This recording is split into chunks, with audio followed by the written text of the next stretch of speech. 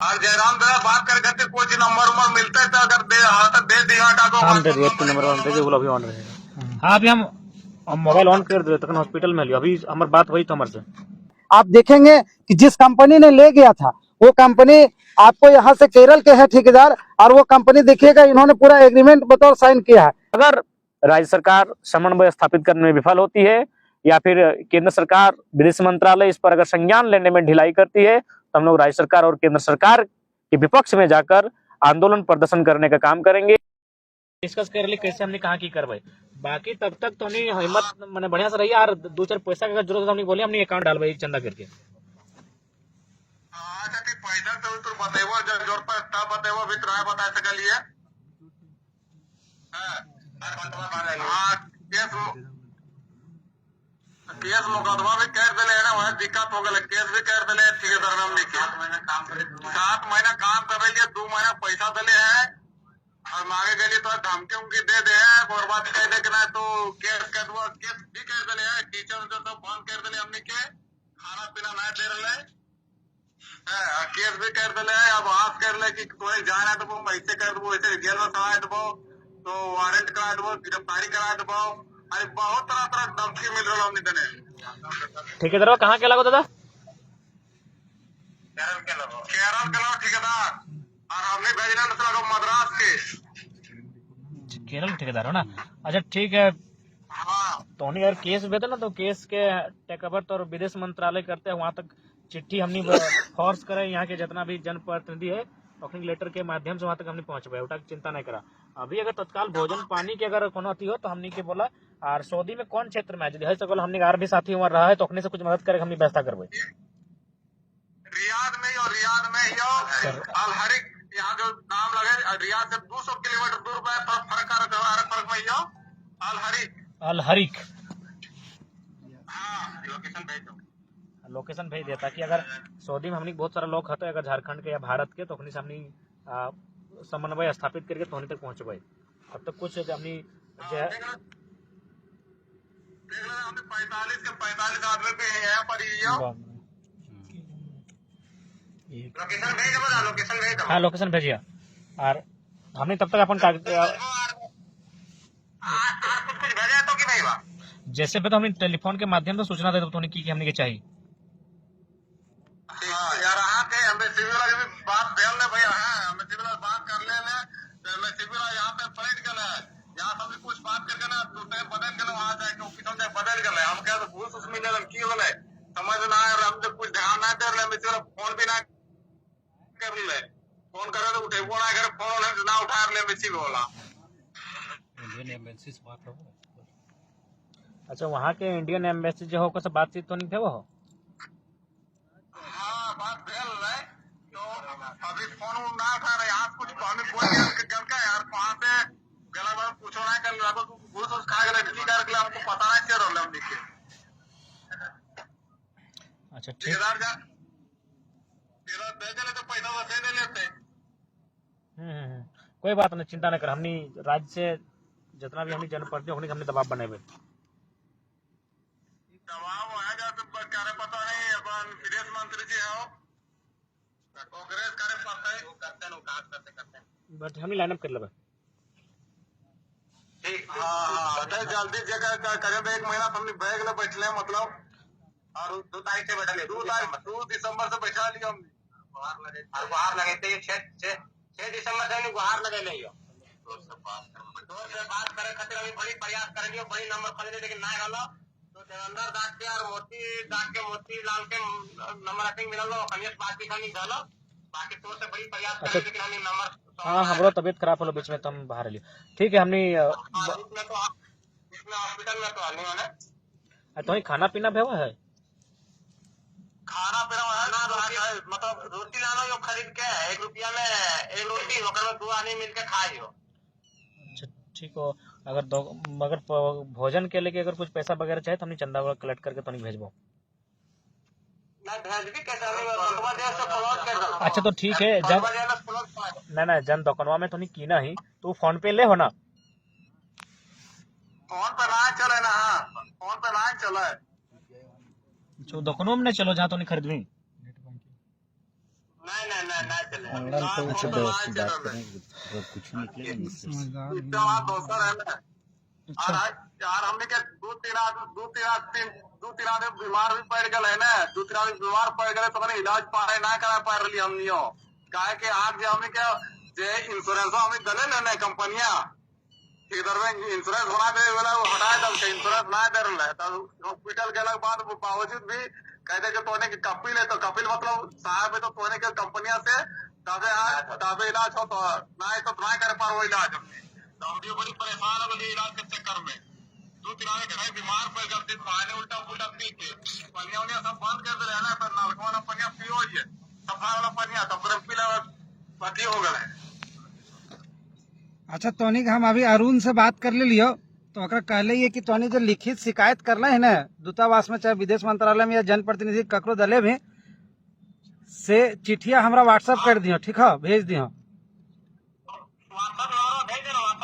हाँ अभी जो हम ईमो में बात कर ले लियो ना वह नंबर लगा अरुण के, अभी अरुण के मोबाइल में बात कर ले, सबसे पहले अभी टाइगर ओकरे मोबाइल में बात कर ले लो, अरुण के मोबाइल में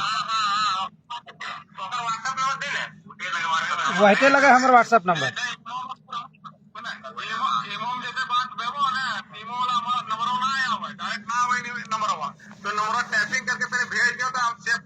ठीक ठीक हम नंबर भेज देबो, ठीक। हाँ तो नहीं हमरा वो शिकायत पत्र जो है वो भेज दियो। और जयराम दादा बात करके कुछ नंबर मिलता है तो अगर दे दिया हम दे दिए तो नंबर दे वो अभी ऑन रहेगा। हाँ अभी हम मोबाइल ऑन कर दे तक हॉस्पिटल में लियो, अभी हमारी बात हुई तो हमारे से नंबर दे दिया दादा कटी।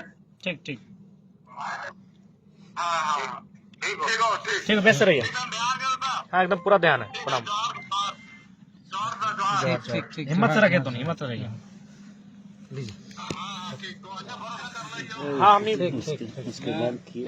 टाइगर जी एक मामला आया है, प्रवासी मजदूर विदेशों से गुहार लगा रहे हैं, बहुत सारे प्रिंट मीडिया सोशल मीडिया में खबरें आ रहे हैं, विधायक मंत्री तक भी गुहार लगा रहे हैं। आंदोलनकारियों से आप पर आशा लगा के लोग रखे हैं कि किसी तरह वतन आपसी हो या फिर जिस कॉन्ट्रैक्ट बेस में उन लोगों को हुआ था उस स्तर पर वहाँ पे जॉब मिले, लेकिन उनको बहुत सारे बीमार पड़ गए हैं और अभी खाने पीने की व्यवस्था नहीं, एक रूम में बंद है, बीमार भी लोग हैं।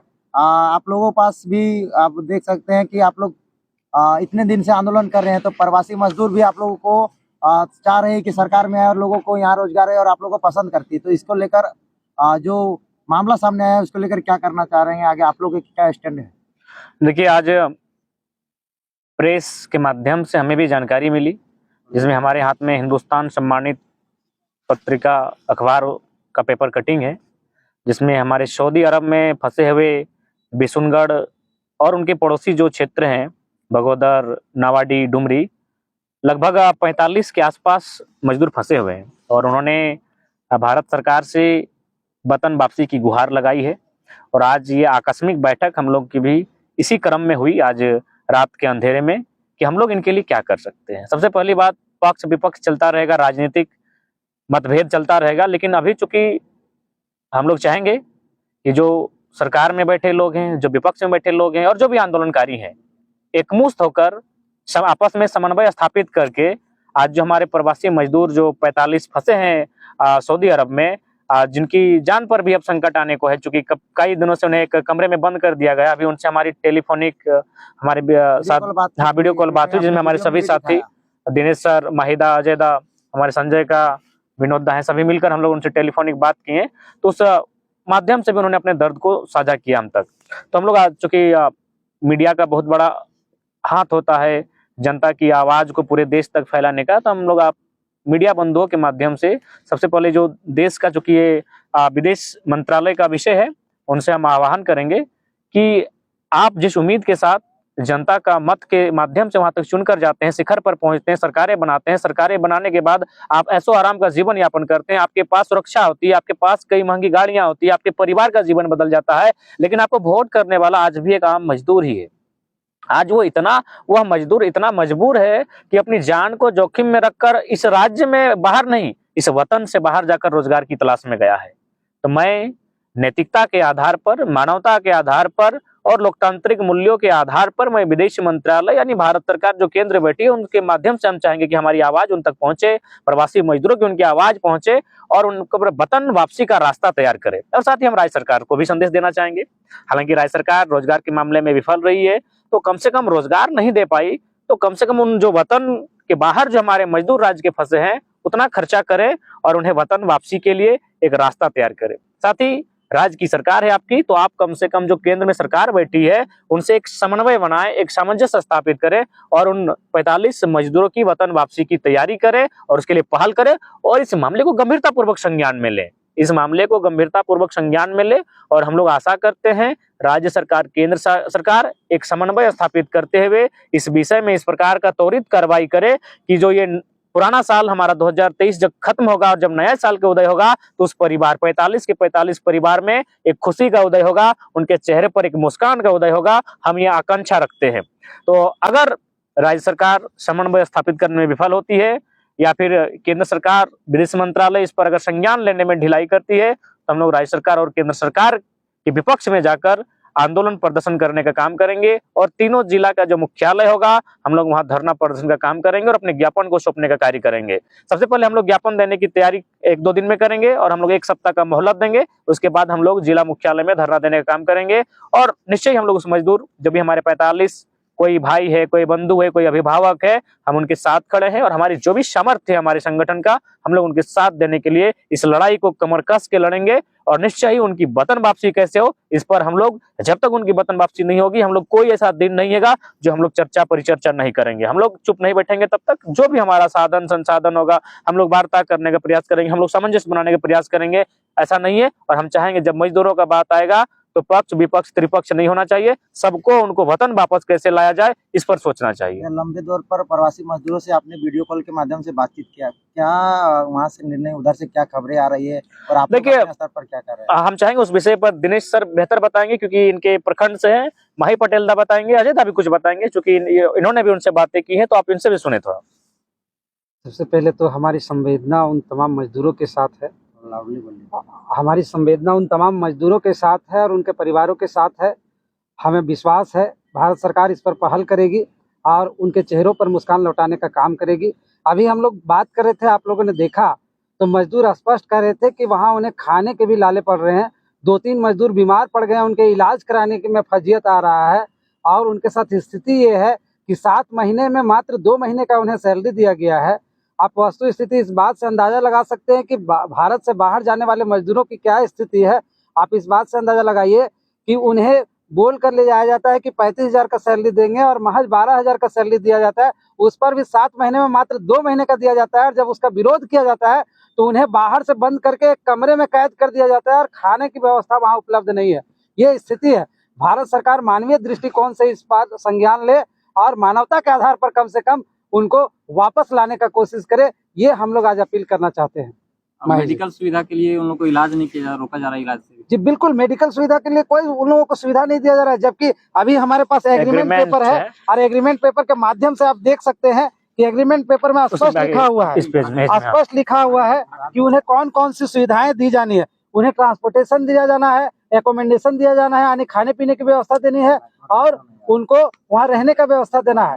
लेकिन बावजूद इसके उनको एक कमरे में कैद करके रखा गया है, जैसा अभी उन्होंने वीडियो कॉलिंग करके हम लोगों को दिखाया, और उन्हें खाने पीने के साथ साथ स्वास्थ्य की भी समस्या उत्पन्न होने लगी है। ये बहुत ही दुखद स्थिति है। हम कहेंगे कि राज्य सरकार और केंद्र सरकार दोनों इस पर पहल करे और किसी भी सूरत में जितना जल्द से जल्द हो सके उनको वापस लाने का काम करे, यही हम अपील करेंगे। माहिदा, आपके क्षेत्र के लोग विस्थापन का वहाँ पे हमेशा मुद्दा रहता है, किस तरह से वो लोगों, प्रवासी मजदूरों से बातचीत हो रही है, परिवार वालों से और उन लोगों से? रोजगार सबसे बड़ा समस्या, रोजगार विस्थापित हो चाहे जो भी हो, सबके साथ संकट रोजगार का होता है। रोजगार के कारण लोग जाते हैं। हमारे एक मंत्री कुछ दिन पहले बयान दिए थे कि शौक से लोग जाते हैं बाहर काम करने के लिए। ये आप वीडियो के माध्यम से आपने देखा कि कैसे दुख होता है। क्या उन लोगों ने इसी शौक से गए थे? एक कमरे में 45 लोग रहने का जगह है, सोचने की बात है। हम तो सबसे ज्यादा कहेंगे मानवता अगर किसी के पास नहीं है तो उस दूतावास के पास नहीं है, जो सैलरी लेते हैं हमारे पैसे के, जिनका आज रोजी रोजगार चल रहा है, ऐशो आराम की जिंदगी जी रहे हैं, उनको पता चला, हम मान लेते हैं हमारे लोग वहाँ गलत काम किए होंगे, हम मान लेते हैं कुछ होगा, वो तीसरा पक्ष होगा, लेकिन पहला प्राथमिकता होना चाहिए कि वो लोग अच्छे से रहें, वो लोग अच्छे से आपका खाना खाएं, अच्छे से उसका इलाज हो। हम जेलों में भर के इलाज करते हैं उनका, जो हमारे संविधान के गलत काम कर रहे होते हैं उनके, लेकिन मजदूरों को सुविधाएं नहीं दी जा रही है, जो अपने त्याग करके, बाल बच्चा परिवार सबका त्याग करके वहां गए हैं सिर्फ उनके भलाई के लिए, ताकि वो अच्छे से रह सके। तो आपने सुना कि प्रवासी मजदूरों के लिए टाइगर जयराम महतो की एक बात और आपकी जानकारी में देना चाहेंगे कि जब उन मजदूरों ने अपने वेतन के लिए मांग की और उन्होंने उसके खिलाफ आवाज उठाया, तो वहाँ के जो ठेकेदार कंपनी है वो उनके ऊपर केस कर दी है और इस बात का संभावना बढ़ रहा है कि उनको जेलों में भी डाल दिया जा सकता है। ये स्थिति है कि हम अपने अधिकारों के लिए, हमें जिस एग्रीमेंट के आधार पर ले जाया गया है, उस एग्रीमेंट की भी जब बात हम कर रहे हैं तो उस पर भी हमें केस करके वहाँ जेल में फंसाने का एक षड्यंत्र चल रहा है। इसलिए यह मामला बहुत ही संगीन है, इसको कहीं ना कहीं समझना पड़ेगा हमारे केंद्र सरकार को किसी न किसी रूप में। आप देखेंगे कि जिस कंपनी ने ले गया था वो कंपनी आपको यहाँ से केरल के है ठेकेदार, और वो कंपनी देखिएगा इन्होंने पूरा एग्रीमेंट बतौर साइन किया है और इस एग्रीमेंट के आधार पर वो ले गए थे, और वहां जाकर के जैसा जानकारी मिल रहा है कि वे किसी दूसरे कंपनी को उन्होंने दे दिया है। तो इस स्थिति में मजदूर फंसे हुए हैं, इसलिए हम कहेंगे कि इसको संज्ञान में लेना चाहिए। केंद्र सरकार इस पे संज्ञान ले और हार्डली वर्क करे उस पे। ऐसा नहीं कि बस यहाँ मुद्दाएं और जितने भी रोजगार के साधन हो बस यहाँ ढकोसले और बाजी होते रहे और हमारे मजदूर वहाँ पे शोषण होते रहे। देखिए वहाँ पे अभी मजदूर से हम लोग बात किए वीडियो कॉन्फ्रेंस से, 1 रुपया में बेचारा 1 रोटी खरीद के ला रहा है, उसमें 2 लोग खाते हैं, उसमें 2 लोग खा रहे हैं। कितना विकट स्थिति है। पानी मैंने पानी वो पानी पीते हैं जो शौचालय के लिए प्रयोग होता है, उस पानी का सेवन कर रहे हैं। शौचालय के लिए और हमारे यहाँ नेता मंत्री एसी से नीचे नहीं उतरते हैं, मैंने यहाँ महंगी महंगी करोड़ों की गाड़ियों में घूमते हैं। कितना शर्मनाक स्थिति में है। मैं उन आपके चैनल के माध्यम से उन मजदूरों का नाम भी बताना चाहूंगा जो सऊदी अरब में फंसे हुए हैं। अखबार के पन्नों के माध्यम से तारानारी से है अर्जुन महतो जो नावाडी प्रखंड बोकारो जिला है, भागीरथ महतो, टेकलाल महतो, बेको से है संतोष साव, महेश साव, कामेश्वर साव, खेतको से है महेश महतो, रितलाल महतो, विजय महतो, मुंड्रो से अशोक महतो, जरमुने से सोहन कुमार, डुमरी प्रखंड के बरियारपुर से इंद्रदेव महतो, चैनपुर से राजेश कुमार, पोरदाग से गणेश साव, डुमरी से सुभाष कुमार, जानकी महतो, बोकारो जिले के नावाडी प्रखंड के पोखरिया से जगदीश महतो, गोनियाटू से रामचंद्र महतो, गोमिया प्रखंड के करी से प्रदीप महतो, सीधाबारा से मनोहर महतो। ऐसे कुल मिलाकर 45 मजदूर हैं। तो ये बहुत दुखद विषय है। मतलब आप सोचिए, थोड़ा सा सोच के देखिए कि विदेश में, प्रदेश में नहीं, वो विदेश में उनके साथ यातनाएं हो रही, किस परिस्थिति में वे लोग जी रहे होंगे। 1 रुपए में 1 रोटी खरीद के लाते हैं, उसको 2 लोग खाते हैं, और शौचालय में जो पानी का प्रयोग किया जाता है उसको पीते हैं। क्या ये मानव से भी एक मानव, मतलब आज जानवरों की अपेक्षा निम्न स्तर का जीवन जी रहा है हमारा। इस प्रकार की स्थिति आज देखने को मिली है। तो मैं आपके चैनल के माध्यम से, और हम चाहूंगा साथ ही इसको बाकी जो हमारे राज्य स्तरीय मीडिया है वे भी गंभीरता पूर्वक, आखिर कब तक लोग टीआरपी के लिए मैंने अभिनेता और नेताओं के पीछे घूमेंगे। आज जरूरत है इन 45 जिंदगियों को बचाने की आवश्यकता है। नहीं 2 लोग 3 लोग बीमार हो चुके हैं, अगर उनको सोच के देखिए, दवा पानी ने, भोजन तो एकदम बंद हो गया है। हम लोग इस पर बयान देने में भी थोड़ा सा हम लोग का गला भर आ रहा है कि कैसे बयान दे इस विषय में। समझिए यार, बाथरूम का पानी कोई यूज कर रहा है, बाथरूम का पानी वो पी रहा है, मतलब उसको ये सुने तो हम लोग को बड़ा मैंने दुखद लगा कि 1 रुपया में 1 रोटी लाता है, उसको 2 आदमी खाता है। हम लोग बोले कि हम लोग पैसा भेजें क्या, तो बोला कहाँ भेजिएगा, फोन पे स्टेट का अकाउंट भी सीज कर लिया गया, कहाँ भेजे हम लोग बताइए। हम लोग कैसे, हम लोग मदद करने के लिए पूरी तरह से मतलब तत्पर हैं, और हम लोग मैंने रात को आज इसलिए मीटिंग में बैठे हैं, लेकिन हम लोग कैसे मदद उनको पहुंचाएं। इसलिए आपके चैनल के माध्यम से इस वीडियो को मैंने पूरे राज्य के, देश के कोने तक पहुंचाइए। उन 45 जिंदगियों का सवाल है, और ऐसे न जाने कितनी जिंदगियां बाहर फंस जाती है। इसलिए ये हमारी जो एम्बेसी बनी है वो घास छीलने के लिए नहीं बनी है। उस एम्बेसी को अपना कार्य का निर्वहन करना चाहिए और उन मजदूरों को सकुशल वतन वापसी का रास्ता तैयार करना चाहिए। हम लोग यही मांग करते हैं।